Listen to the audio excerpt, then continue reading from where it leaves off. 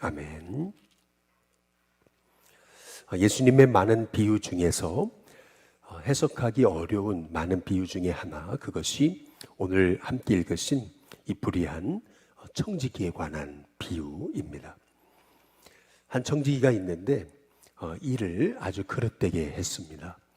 결국 그것이 주인에게 알려져서 주인이 이 청지기를 더 이상 자기 종으로 쓸 수 없겠구나 판단해서 해고 통보를 하게 됩니다. 이 청지기는 자기의 미래를 생각해 보니까 딱히 할 일이 없어요. 빌어먹자니 힘이 없잖아요. 참 어떻게 해야 될까라고 그렇게 생각하다가 그는 한 가지 묘책을 생각해냅니다.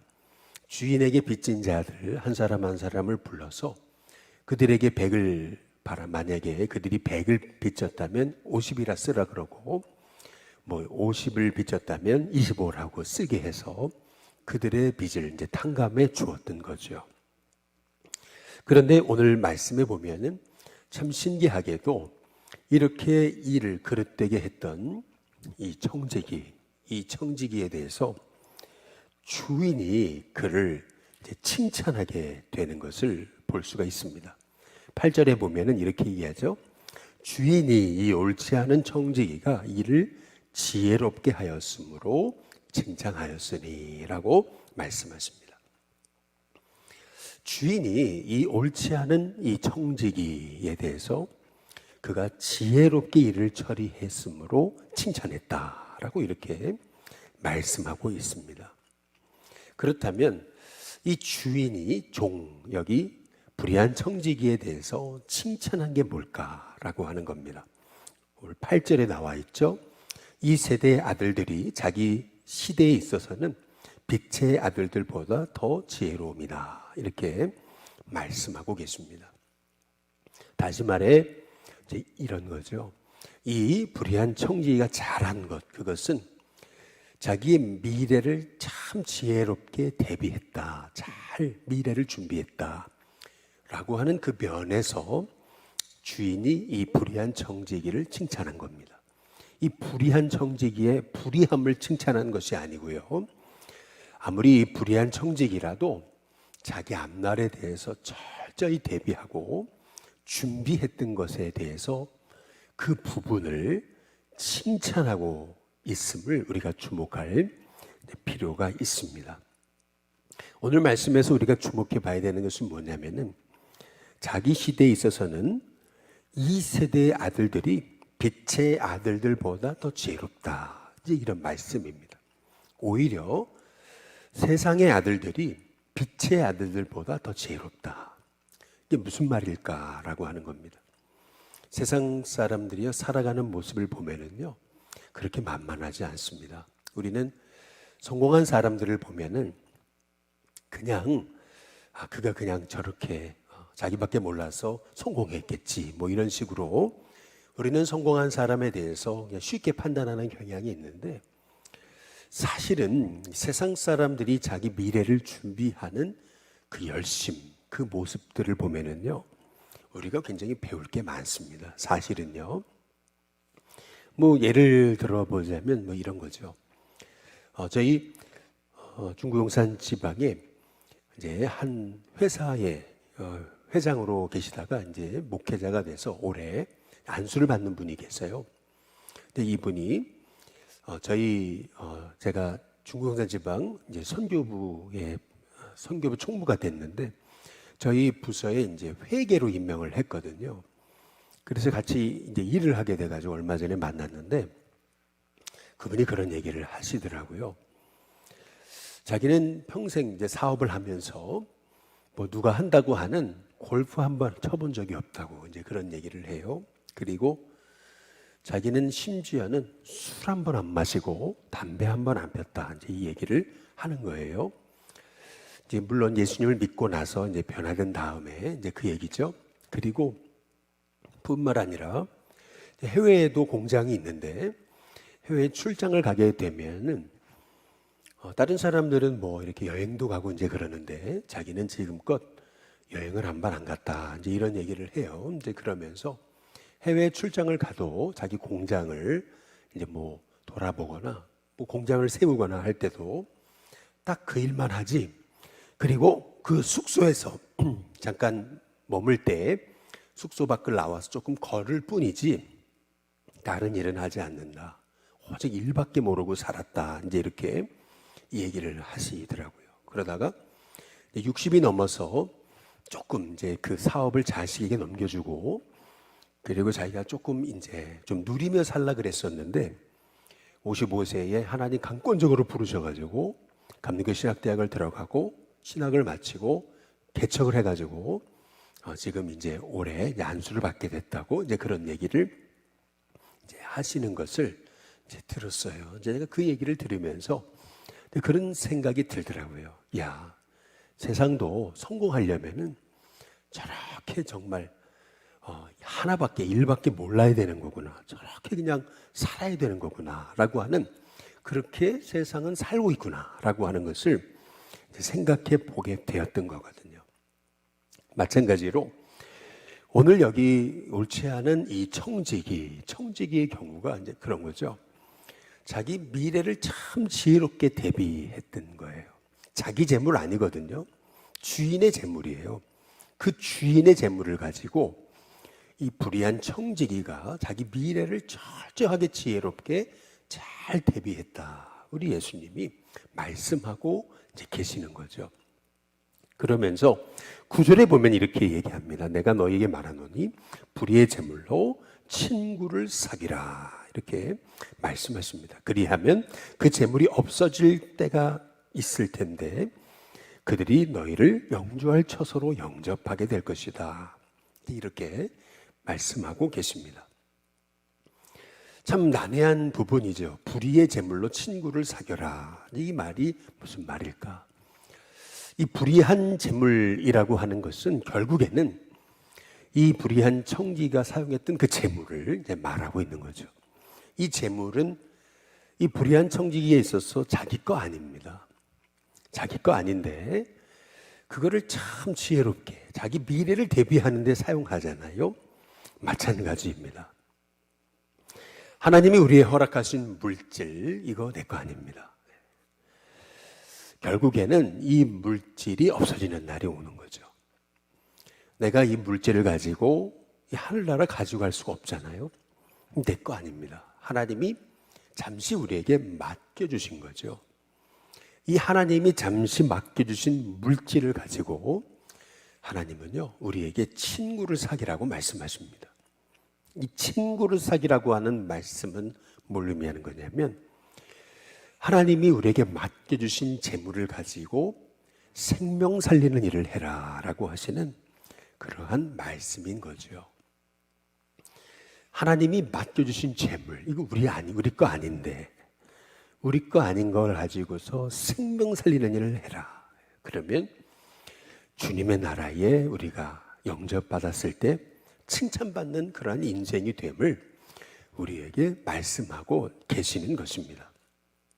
저는 이 말씀을 묵상하다가 그 쉰들러라고 하는 그 유명한 여러분 쉰들러 리스트라고 하는 영화에 그 쉰들러가 생각이 났어요. 유대인들이 히틀러에 의해 죽임을 당할 때 그가 우연찮게 한 유대인을 도와주잖아요. 그것이 계기가 돼서 그가 한 사람 한 사람 유대인을 자기가 가진 물질을 가지고 살려내는데요. 결국에는 히틀러의 정권이 무너지고 유대인들에게 자유가 오죠. 그렇게 됐을 때 유대인들이 이 쉰들러에게 당신이 우리를 살려줘서 이렇게 많은 사람이 살아났습니다. 살아난 사람이 쉰들러 주변에 모여 그에게 우리를 살려준 생명의 은이 당신이라고 그렇게 칭찬하고 그렇게 축복할 때 쉰들러는 자기의 이렇게 손가락에 끼워진 반지 하나를 보면서 이거 팔았더라면 내가 한 생명을 더 살릴 수 있었을 텐데, 또 자기가 타고 다녔던 자동차를 보면서 이거 팔았더라면 조금 더 영혼을 살릴 수 있었을 텐데, 그러면서 사람들이 그를 칭찬할 때 그 칭찬에 겨워서 그래 내가 이런 사람이라고 자기를 뻐기는 게 아니고 오히려 한 명을 더 살리지 못했던 것에 대해서 안타까워하면서 내가 왜 그때 이 반지를 팔지 않았을까? 내가 왜 그때 이걸 팔지 않았을까? 라고 참 안타까워하면서 내가 그때 이걸 팔았더라면 한 생명을 더 살렸을 텐데 라고 하는 그런 그 애통함을 우리가 쉰들러 리스트라고 하는 영화를 통해서 볼 수가 있는 거 아니겠어요? 사실 이 영화는 만들어낸 영화가 아니고 실화잖아요. 자기가 가진 재물, 이 재물이 자기 건 줄 아는데 우리는 그것이 아니고 하나님께 맡겨주신 재물이라는 거죠. 그래서 여기서 주인과 종의 관계를 주인과 종이라고 하지 않고 말씀에 우리 16장 1절부터 보시면은 이 사람을 청직이다라고 그렇게 강조하고 있어요. 2절에도 청직이 직무라고 얘기하고 있거든요. 그리고 3절에도 청지기가 속으로 이르되라고 이렇게 말씀하고 있어요. 그래서 8절에도 이 옳지 않은 청지기다라고 그렇게 말씀하고 계시죠. 끊임없이 오늘 이 비유를 통해서 우리에게 주시는 말씀이 뭐냐면 우리는 물질의 청직입니다. 우리는 시간의 청직이고 또 하나님이 우리에게 맡겨주신 재능의 청직이라고 하는 거죠. 이거 내 거 아닙니다. 주님이 나에게 맡겨주신 거라는 거예요. 시간이 내 거라고 한다면은 내 마음대로 좌지우지할 수 있어야 되는 거거든요. 그런데 이미 지나간 시간 내가 다시 돌이킬 수가 없어요. 지금 방금 전에 우리가 5시 반에 새벽 기도회를 시작을 했는데 이 5시 반, 불과 20분 전의 시간도 돌이킬 수 없어요. 이 시간은 이미 지나간 시간이고 내 시간이 아닙니다. 이미 사라진 시간이죠. 이미 나하고는 내가 돌이킬 수 없는, 다시 소환할 수 없는 시간이라고 하는 얘기는 뭐냐면 시간 내 거 아닙니다. 그렇다고 한다면은 하나님이 주신 우리에게 허락하신 잠깐의 시간, 이 시간도 하나님이 내게 맡겨주신 시간인데 이 맡겨주신 시간, 맡겨주신 재물, 맡겨주신 재능을 이거를 우리가 생명 살리고 주님의 일을 하는데 우리가 사용한다면은 그것이 우리의 미래, 앞으로의 저 하늘나라 영원한 삶을 준비하는 삶이라고 본다면은 우리가 지금 사용하는 이 시간, 물질, 재능 이것이 주님을 위해서 우리가 사용되게 될 때 그것이 바로 하나님 앞에 칭찬받는 인생이 되어진다는 사실을 우리에게 말씀하고 계시는 거죠. 그래서 19절에서부터 보시면은 이 불의한 청지기와 달리 전혀 자기의 훗날 미래의 삶에 대해 준비하지 않았던 한 부자에 관한 말씀이 나오죠. 이 부자는 어느 정도 부자였냐면 자색 옷을 입었습니다. 당시 자색 옷은 왕족, 귀족만 입을 수 있었던 아주 최고가의 옷을 말하는 거죠. 고운 베옷을 입고 그것도 날마다 호화롭게 즐겼다라고 말합니다. 거의 옷도 완전 최고급의 옷을 입고 날마다 호화롭게 즐기면서 그렇게 매일 잔치할 정도로 그렇게 잘 살았던 사람이었습니다. 그런데 이 사람은 오늘 성경에 보니까 이름이 없잖아요. 한 부자다라고 할 뿐 이름이 없어요. 그런데 반면에 거지 나사로는 이름이 있습니다. 하나님 기억하신다는 얘기죠. 부자는 이 땅에서 얼마나 잘 살았습니까? 사람들이 기억해주는 인생이었습니다. 이 땅에 있을 때 부자와 이 거지의 삶은 완전히 하늘과 땅의 삶을 살았습니다. 부자는 사람들에게 존경받고 또 이름이 높임을 받고 매일같이 그렇게 좋은 옷을 입고 즐기며 살았습니다. 그러나 이 거지는 그렇게 가난해가지고 그래서 부자의 상에서 떨어지는 부스러기 하나도 먹을 수 없을 정도로 그렇게 가난하게 살았음을 성경이 말하고 있는 거죠. 그런데 결국에는 22절에 보니까 그 거지도 죽을 뿐만 아니라 부자도 죽습니다. 죽음은 거지나 부자에게 동일하게 찾아온다라고 성경이 말씀하고 있는 거죠. 우리가 돈을 더 남보다 조금 더 가졌다고 뭐 남보다 20년 더 살고 남보다 덜 가졌다고 20년 덜 살고 하는 것이 아니고 하나님께서 부르시면 갈 수밖에 없는 인생이 우리라고 하는 거죠. 부자라고 영원히 사는 것도 아니고 가난하다고 짧게 사는 것도 아닙니다. 하나님 부르시면 우리는 결국 하나님 품에 갈 수밖에 없는 인생이라고 하는 거죠.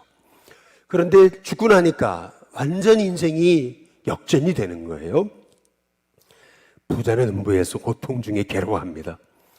그런데 반면에 거지는 아브라함의 품에 들어갔다라고 이렇게 성경이 말하고 있는 거죠. 곧 아브라함의 품은 뭘 의미하는 것이겠습니까? 하나님의 품이 아니겠습니까? 품이라는 것이 뭡니까? 그렇게 평안함과 안식의 삶을 의미하는 것이 아니겠어요? 그러나 이 부자는 음부에서 고통 중에라고 이렇게 말하죠. 어느 정도 고통스러웠느냐면은 손가락에서 끝에 물을 찍어가지고 혀를 서늘하게 하고자 했지만 그 물 한 모금 마실 수 없는, 한 방울조차 입에 죽일 수 없는 그러한 곳과 같이 그런 고통의 장소에서 그는 고통받았음을 성경이 말하고 계시는 것이에요. 그렇다면 우리가 이 부자의 잘못이 뭘까? 부자의 잘못이 무엇이었을까? 우리가 오늘 말씀을 아무리 우리가 눈을 씻고 찾아봐도 부자는 거지에게 나쁜 말을 했다는 얘기가 없어요. 부자는 거지의 재물을 등쳐먹었다는 얘기가 없습니다. 부자는 거지에게 잘못했다라는 얘기가 없어요. 그런데도 이 부자는 음부 중에 고통 중에 이 하나님 아버지 이 아브라함 품에 있는 이 나사로를 바라봤다. 이제 이렇게 말하고 있거든요. 그렇다면 이 부자의 잘못이 뭐냐는 거예요. 부자가 도대체 뭘 잘못했습니까?